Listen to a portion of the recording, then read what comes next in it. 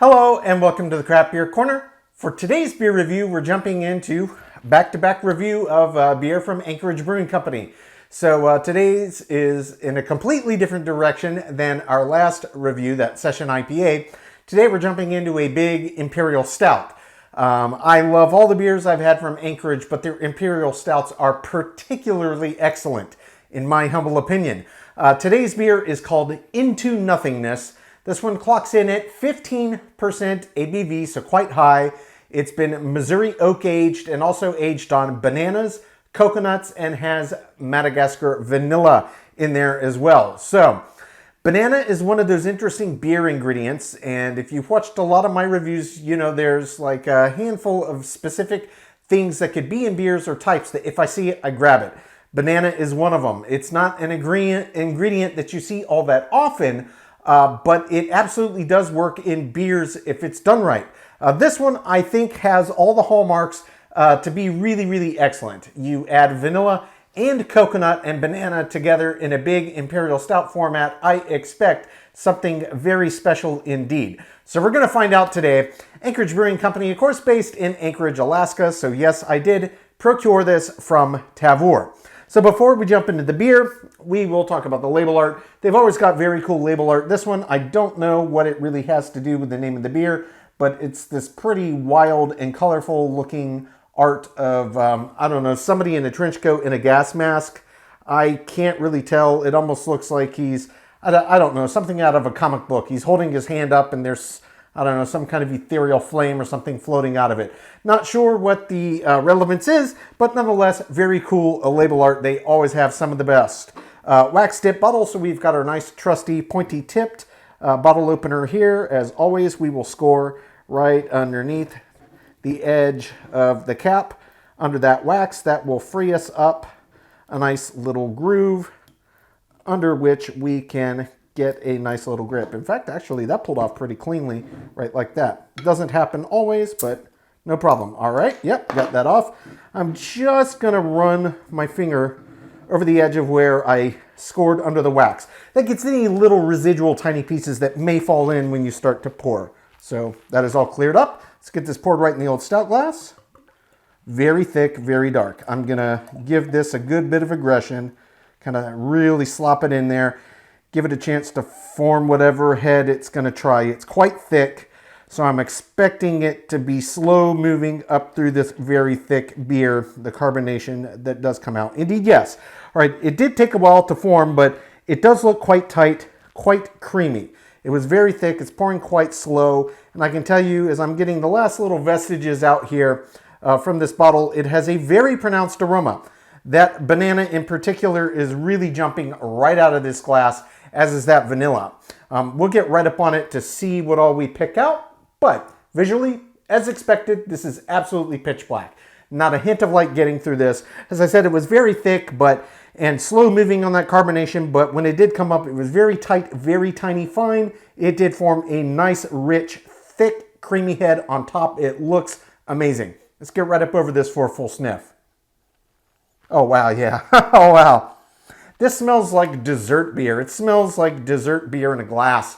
The banana, very pronounced. The vanilla also comes off on this. The coconut is subtle, but you can get that as well. The banana is for sure the most prominent aroma coming out of this beer. And in the mix of all these big, bold additives on which they aged it, you can still get a little bit of the sense of that underlying roastiness from the malt bill. It is a little more muted than your average Anchorage Stout, just due to the intensity of that banana aroma really popping out. It's got such a big, bold, pungent aroma to it. It smells fantastic. So without further ado, let's jump right in, see what this one's about.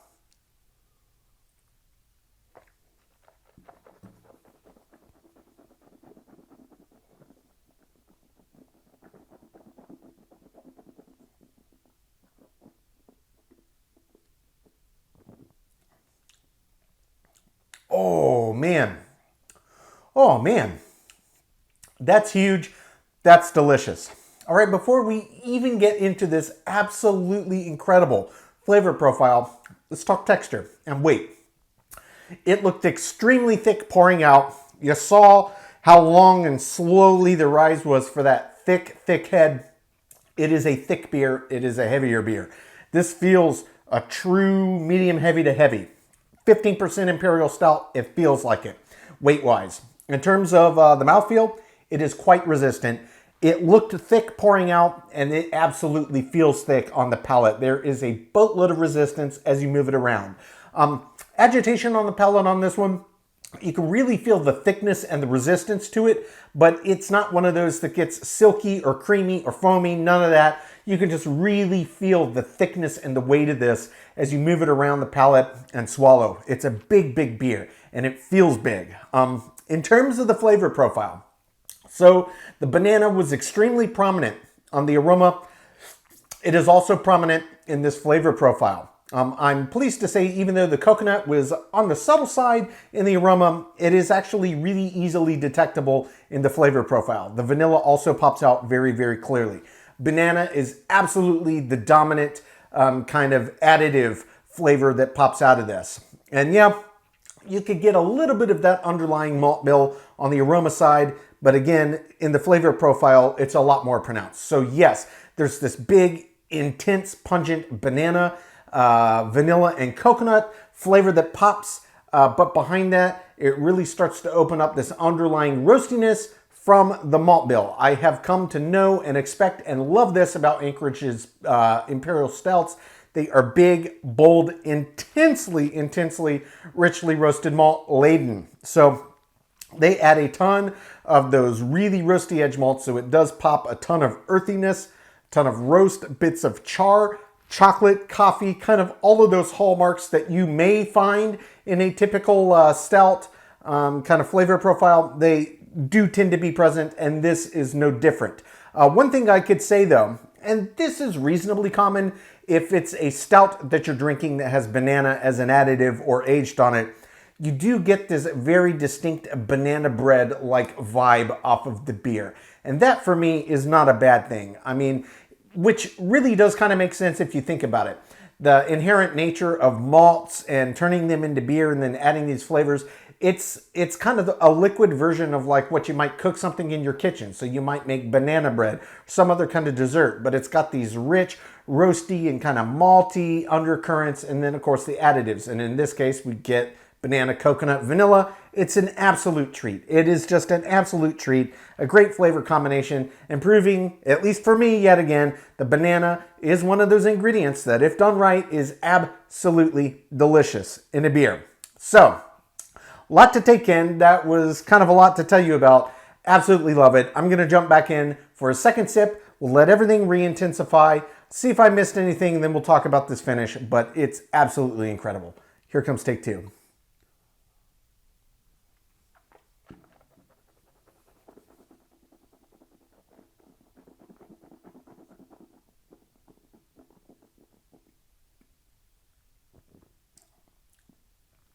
Big, bold immediacy of that banana, followed very closely behind by the vanilla. And then it takes a couple seconds until the coconut starts to pop out of there. Then the three of those flavors are kind of mingling. As those three are popping out though, you do start to get that immediacy of the malt bills coming into play. And then after like you really notice it, it has a pretty slow build. It's got a slow opening. It's almost like a blooming into the other additive flavors. The banana is very, very dominant. And it does have this slight sweet suggestion. I don't want to say it's a sweet beer, because it's quite clearly not. There's a lot of roast in this and even a nice kick of bitters. It's just the way that these flavors pop out and where your brain goes, especially when you taste something as pungent as banana, it goes to sweet. And it really, really works in this beer. So I gotta say, I'm a big fan of the balance. I like the fact that the banana is kind of the main player in this laundry list of additions, because it's not something you get all that often. But when it's done right, like it is in this beer, it's just such a treat. So, big, bold pungency of flavors. There's nothing really new that popped out to me on second sip. It's just a re-intensification. So, let's come back and let's talk about the finish on this. This is not one of those that has big, massive, lingering bitters. You can get the sense, and it comes with that slow build and opening up of the malt bill side of things. That's where the inherent bitters are really coming from. but they're not big, bold, pungent. That being said, this does have a longer than average finish. I mean, you might expect that. It's 15%, it's very big, it's very pungent, and it does have a lot of additives in it. But the difference on this one is it doesn't last as long as, say, like a big barrel-aged something. There's no lingering bourbon or whiskey or anything like that. It's just the underlying malt bill and these additives. So yes, it is longer than average, but there's no really big, intense driver like a barrel aging or a ton of earthy bitters that's really just extending it out. I would say it's on the high end of average. I would say it's high end of average to kind of slightly above average, but it's not one of those that drives out 2-3 minutes on the end of each sip. That being said, it's absolutely delicious. I love it. Just another well put together stout. This is one of the more unique ones, and it really comes down to that banana. It's just something you don't get in most beers, but when done right, as it is in this case, it's an absolute treat. I'm going to take my time, sip on this beer, count my scores. When we come back, we will get this one ranked from top to bottom.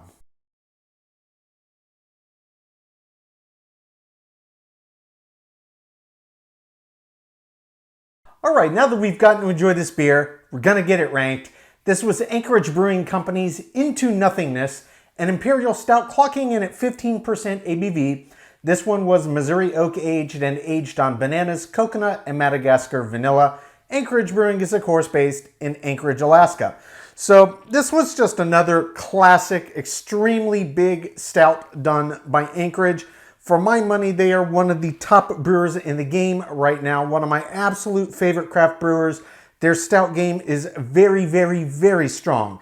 This was no exception. This was another perfect example. So banana, as I said, not one of those common ingredients to find in beer, but when you do find it, it's absolutely worth trying. And this was a great example. I don't need to go through all of the scores on this because this was another one that came close to absolute perfection. Indeed, there was just a single category where it did not get a perfect 10 out of 10, and that category was the finish. So that being said, it was well longer than average to be certain, but not quite as long as, say, it would have been had this been some kind of a barrel-aged, bourbon barrel-aged or something to that effect, or if it really had a heavy, heavy hand of bitters.